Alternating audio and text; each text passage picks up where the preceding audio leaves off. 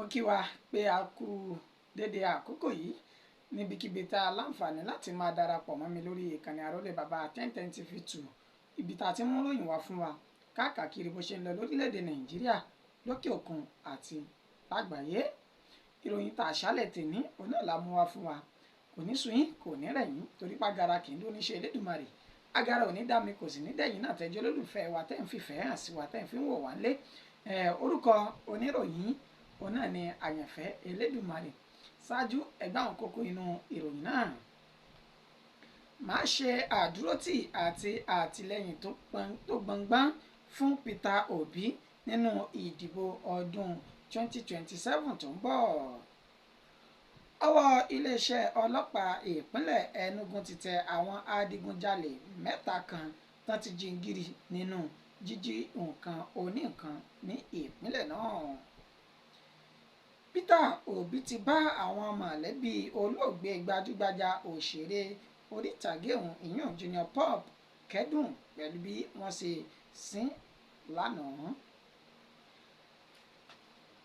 Arábìnrin yìí ni ó dáná sun ọwọ́ àwọn ọmọ ìyálé rẹ̀ nítorí ìrẹsì tí àwọn ọmọ náà jẹ. Lábala ìròyìn ìdárayá, gbajúgbajà abẹ̀sẹ́kù bí òjò Anthony Joshua tó jẹ́ ọmọ ilẹ̀ yìí ti sọ̀rọ̀ lórí ìjàgbá tí yóò wáyé láàrin àwọn oní ẹ̀sẹ́kù bí òjò méjì kan tó ń bọ̀ lọ́nà.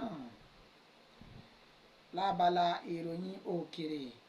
ó kéré tán ènìyàn méje ti jẹ́ pé Ọlọ́run ní Texas látàrí ìjì líle èyí tó wáyé.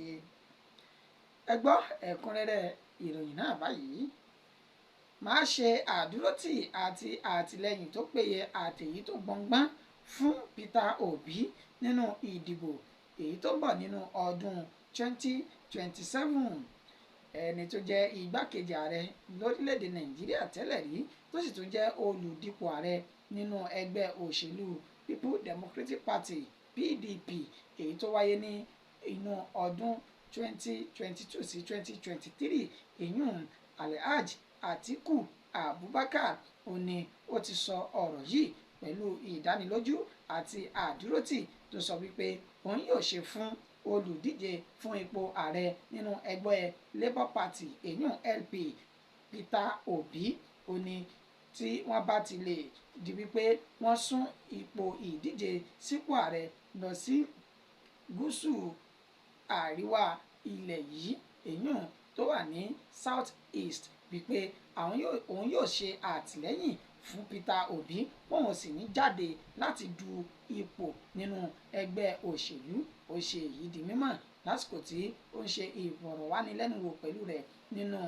lórí tẹlifíṣàn ní orí èyí tí wọ́n pè ní Arise tẹlifíṣàn títí ń sọ̀rọ̀ ó ní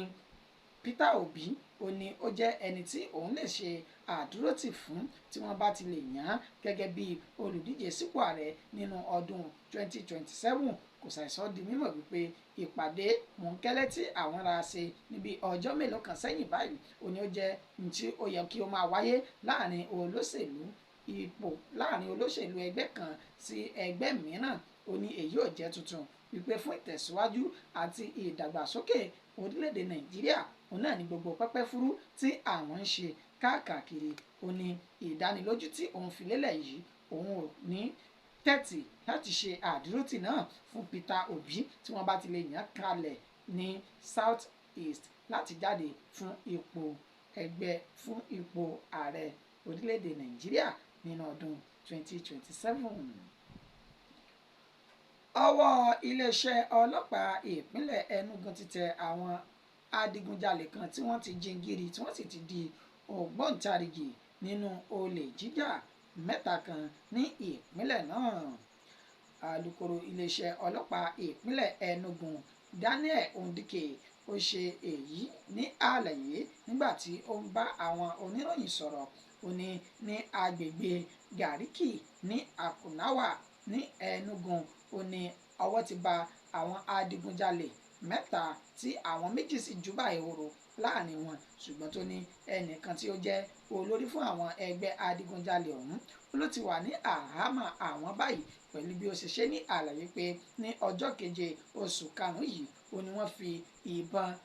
ìbọn ìléwọ́ pistol tí wọ́n fi gba ọkọ̀ àti fóònù pẹ̀lú owó àti ATM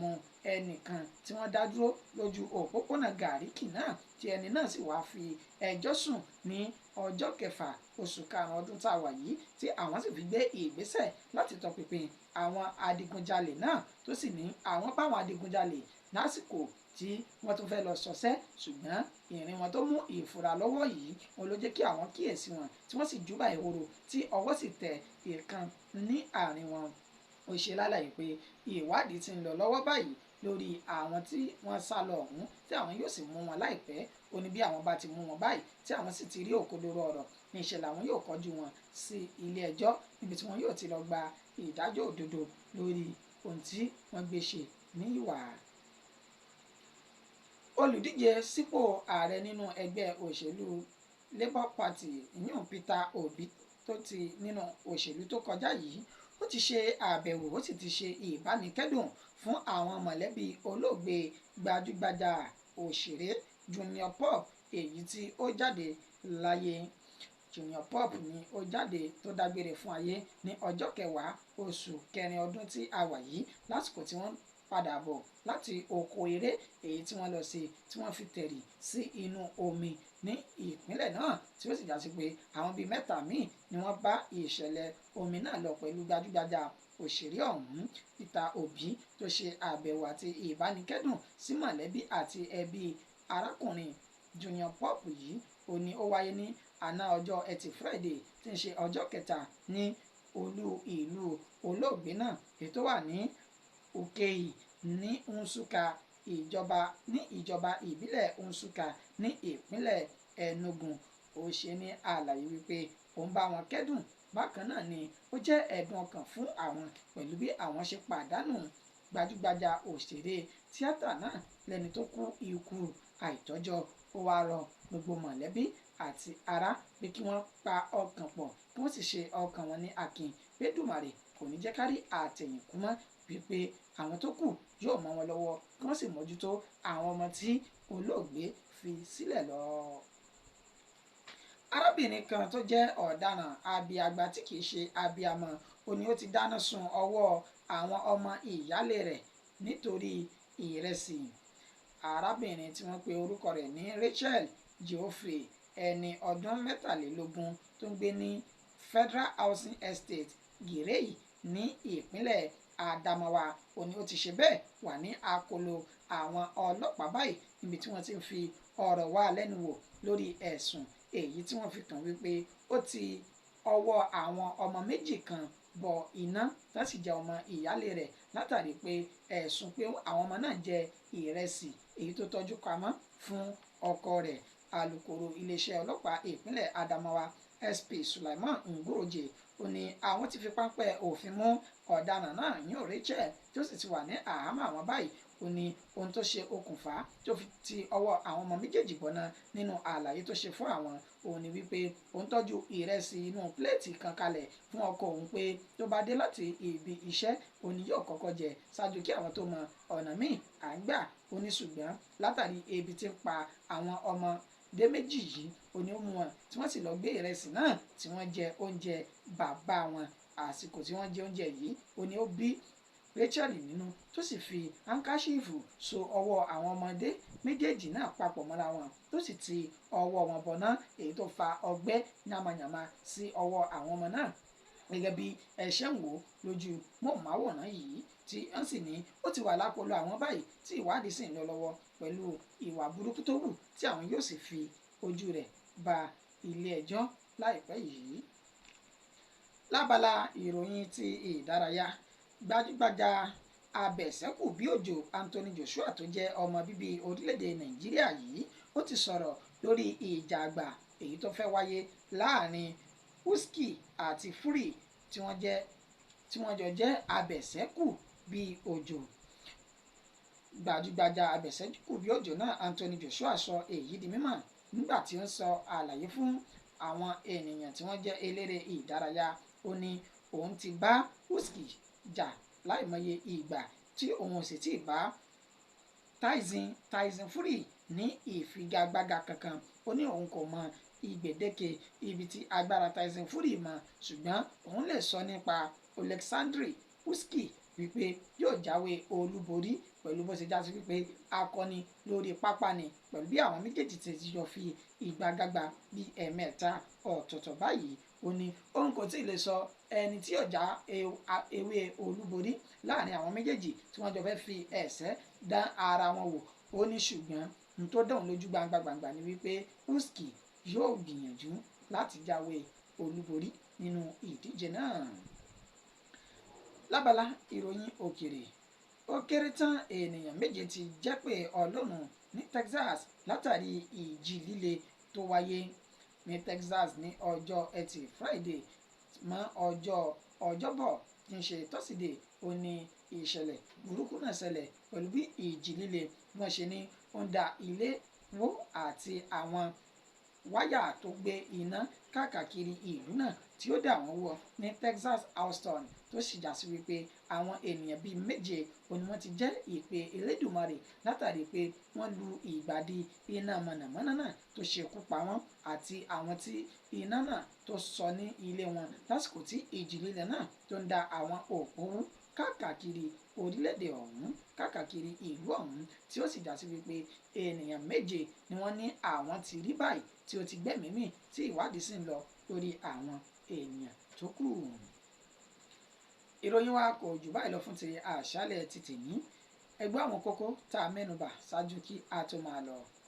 Má ṣe àdúrótì àti ìkúnlọ́wọ́ tó gbọngbọ́n fún Peter Obi nínú ìdìbò ọdún 2027. Alhaji Atiku Abubakar òun ló sọ bẹ́ẹ̀. Ọwọ́ iléeṣẹ́ ọlọ́pàá ìpínlẹ̀ Ògùn tẹ àwọn ìpínlẹ̀ Enugu tẹ àwọn adigunjalè mẹ́ta kan ní ìpínlẹ̀ náà. Peter Obi ti bá àwọn mọ̀lẹ́bí olóògbé gbajúgbajà òṣèré ọ̀hún Junior Pope kẹ́dùn pẹ̀lú bí wọ́n ṣe ṣe ayẹyẹ ìkẹyìn fún un ní olúùlú ilé rẹ̀. Àní arábìnrin kan tó jẹ́ èèyàn burúkú àbíàgbà oní ó ti ti ọwọ́ àwọn ọmọ ìyálé rẹ̀ méjì kan bọ iná látàrí pé ó ní wọ́n jẹ ìrẹsì tí òun fi kalẹ̀ fún ọkọ òun. Àṣelálàyé pé lábala ìròyìn ìdárayá, gbajúgbajà abi ẹ̀ṣẹ́kù bíi òjò Anthony Joshua tó jẹ́ ọmọ ilẹ̀ yìí ti sọ̀rọ̀ lórí ìjà àgbà èyí tó fẹ́ wáyé láàrin Usyk àti Fury láìpẹ́ yìí.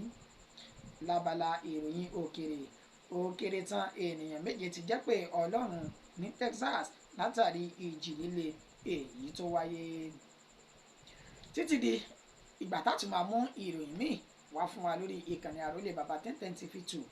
àtẹ̀mí àtẹ̀yìn ànídẹni àkọlẹ̀bọ̀ Èdùmàrè yóò sí náà rere, yóò sí náà owó, yóò sí náà ọlà, yóò sí náà àìkú àti ẹ̀mí gígùn tí ń ṣe ìfàyàbalẹ̀ ọ̀rọ̀ fún gbogbo wa láṣẹ Elédùmarè. Torí pé kíni orúkọ tèmi kò ní yí padà títí di àkókò táàtù máa padà mú ìròyìn míì wá fún wa. Àyànfẹ́ Elédùmarè yìí náà ni olùlànà yóò lànà fún wa o. Torí pé kíni gbéṣin bá sọ lóko ayá lànà rere kò, lọ́sàn bá sọ lóko ayá lànà rere kò, lọ́pẹ́ bá sọ lóko ayá lànà rere kò. Olùlànà yóò lànà rere kò gbogbo wa pẹ̀lú bí a ṣe fẹ́ máa lọ fún ìsinmi títí ọ̀sẹ̀ yìí tí ń ṣe Sunday títí di àkókò tá a padà múròyìn míì wá. Ó dàbọ̀.